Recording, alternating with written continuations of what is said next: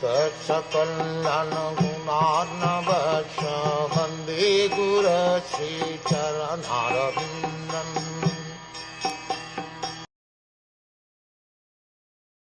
The saintly king Khaṭvāṅg, after being informed that the duration of his life would be only a moment more, at once freed himself from all material activities and took shelter of the supreme safety, the personality of Godhead. A fully responsible man should always be conscious of the prime duty of the present human form of life. The activities to meet the immediate necessities of material life are not everything. One should always be alert in his duty for attainment of the best situation in the next life. Human life is meant for preparing ourselves for that prime duty. Maharaj Khaṭvāṅg is mentioned herein as a saintly king because even within the responsibility of the state management, he was not at all forgetful of the prime duty of life. Such was the case with other Raj Rishis, saintly kings, like Maharaj Yudhishthir and Maharaj Parikshit. They were all exemplary personalities on account of their being alert in discharging their prime duty. Maharaj Khaṭvāṅg was invited by the demigods in the higher planets to fight demons, and as a king he fought the battles to the full satisfaction of the demigods.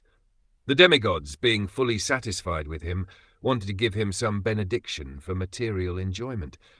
But Maharaj Khaṭvāṅg, being very much alert to his prime duty, inquired from the demigods about his remaining duration of life. This means that he was not as anxious to accumulate some material benediction from the demigods as he was to prepare himself for the next life.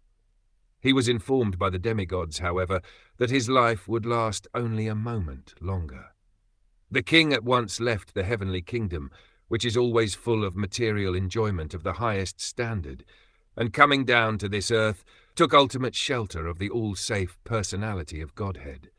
He was successful in his great attempt and achieved liberation. This attempt, even for a moment, by the saintly king, was successful because he was always alert to his prime duty.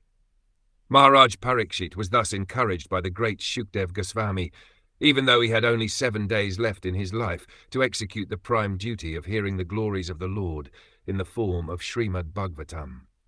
By the will of the Lord, Maharaj Parikshit instantly met the great Shukdev Goswami, and thus the great treasure of spiritual success left by him is nicely mentioned in the Srimad Bhagwatam.